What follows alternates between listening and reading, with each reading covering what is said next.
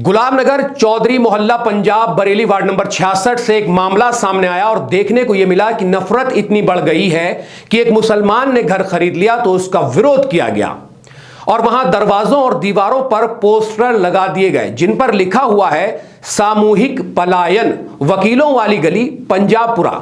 आइए समझते हैं क्या है पूरा मामला। पंजाबपुरा के इस मोहल्ले में एक मकान था विशाल सक्सेना का। अब विशाल सक्सेना को कहीं और शिफ्ट होना था तो उन्होंने अपना मकान बेच दिया। उन्होंने अपना घर एक मुसलमान को बेचा जिसका नाम है बशीरी। जब उन्होंने अपना मकान बेचा तो मोहल्ले वालों ने इस पे आपत्ति जताई। नसीम बशीरी कहते हैं कि मेरा ताल्लुक सलाम दुआ बहुत पुरानी है सक्सेना जी से, इसी मोहब्बत में उन्होंने मुझसे कहा तो मैंने मकान ले लिया, लेकिन पड़ोसियों को यह बात पसंद नहीं आई और इसका विरोध शुरू कर दिया। नसीम का कहना है कि अगर लोग बिना शोर शराबे संगठनों को बुलाए, बिना मुझसे कुछ कहते मना करते तो आपस में बैठकर इस मामले को शांतिपूर्वक सुलझा लिया जाता, लेकिन यहां माहौल बिगाड़ने की कोशिश की गई, संगठनों को बुलाकर नारे लगाए गए। ये हमारे सामने पंजाबपुरा में किससे लिया है मकान आपने? ये विशाल सक्सेना। अच्छा, वो आपके पास आते थे यहाँ पे? जी, मेरे बहुत पुराने उनसे सलाम दुआ थे, वो आते थे यहाँ पे। जी, वो बेच रहे थे वो मकान? हाँ, बहुत टाइम से उन्होंने मुझसे कह रखा था। ये सबको पता था कि मकान? जी, सबको पता था। अच्छा, क्या वो यहाँ से जाना चाह रहे हैं या क्यों बेच रहे थे अपना मकान? वो बहुत टाइम से यहाँ से कह रहे थे कि मैंने कहीं और शिफ्ट हो रहा हूँ, मकान बनवा रहा हूँ यहाँ से नसीम भाई। तो मैंने कहा ठीक है, आपकी मर्जी है। जी, और सबकी नॉलेज में था ये मैटर। जी, ये पता है आपको उस मकान को लेकर विवाद चल रहा है? वो तो अब ये सब हमारे लोग पड़ोसी कह देते कि हमें इससे आपत्ति है तो हम वैसे ही वो हो जाते। अब इन लोगों को लग रहा था कि हमसे परेशानी है तो हमसे कहते इस बात को चल के, लेकिन इतने बड़े संगठन और ये सब लोगों को इकट्ठा करना बेहतर नहीं था। तो हमारे दिल को तकलीफ हुई।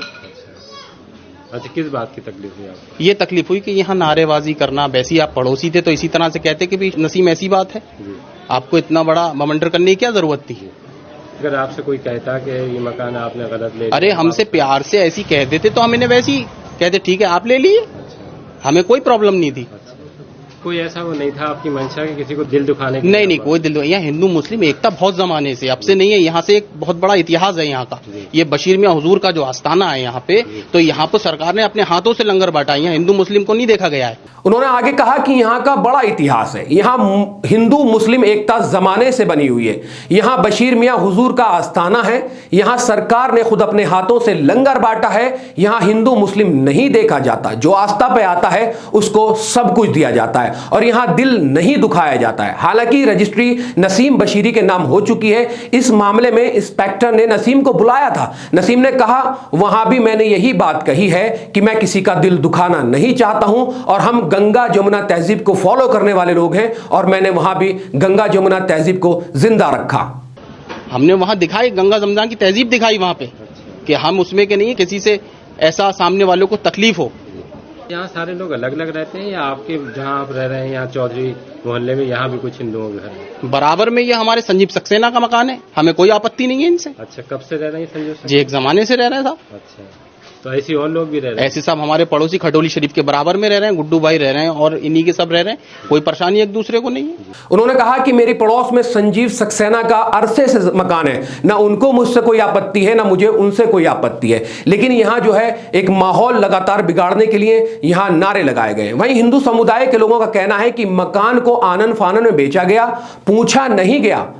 मुस्लिम की बात नहीं है ना हिंदू की बात है, ये 40 लाख रुपया आया कहां से? पैसा तीसरी पार्टी का है। इसमें सबसे बड़ा मसला मौलाना है जिसने मस्जिद पे पूरा कब्जा किया हुआ है और वो पैसा लगा रहा है और ये उसी का पैसा है। और यहां अगर मुसलमान रहेगा तो दोनों के तौर तरीके अलग हैं, लव जिहाद के मसले होंगे, लड़के बैठेंगे, यहां होली दिवाली मनाई जाएगी, उनका स्टेटस अलग है, वो लोग फूल बेचने वाले हैं और ये वकीलों का मोहल्ला है। यहां कैसे मामला बनेगा? पूरा जो कुछ सिनेरियो था वो एक घर को लेकर था जो बताया जा रहा है कि 40 लाख रुपए में बिका है, लेकिन हिंदू समुदाय के जो लोग हैं वो यही कह रहे हैं कि इसकी रजिस्ट्री जो है वो 11 लाख रुपए में हुई है। तो ये एक तरह से एक मुसलमान अगर हिंदू मोहल्ले में जाकर मकान लेता है तो उसको लेकर हंगामा हुआ है और उसी हंगामे में उन्होंने तमाम लोगों ने अपने घरों के सामने सामूहिक पलायन के जो है वो पोस्टर लगाकर इसका विरोध किया है। अब इस पूरे सिनेरियो को देखकर एक सवाल यहां खड़ा होता है, क्या कोई हिंदू अगर मुसलमान के मोहल्ले में रहने आएगा तो इस बात से किसी को दिक्कत है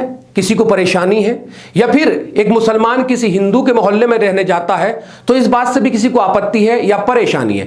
ये एक बड़ा सवाल है। पूरी स्टोरी जो ये देखी गई है, जो वीडियो सामने आया है, इससे सिर्फ यही लगता है कि आज नफरत का वो मामला हो चुका है। पहले लोग प्यार और मोहब्बत से रहते थे, लेकिन आज कहीं ना कहीं मेंटेलिटी जो है बिल्कुल चेंज हुई है। आज स्टेटस देखा जाता है, आज स्टैंडर्ड देखा जाता है। लेकिन एक मुसलमान अगर रहने आया है, यह बात बिल्कुल ठीक है कि दोनों के तौर तरीके अलग हैं, दोनों के रीति रिवाज अलग हैं। लेकिन अगर कोई रहने आया है, ये किसी ने मकान खरीदा है, तो उसको लेकर इतना बड़ा बवाल नहीं होना चाहिए था कि हिंदू संगठनों को बुलाकर नारेबाजी की जाए, उसका विरोध प्रदर्शन की जाए, बल्कि आपस में बैठ के इस मामले को सुलझा लेना चाहिए था।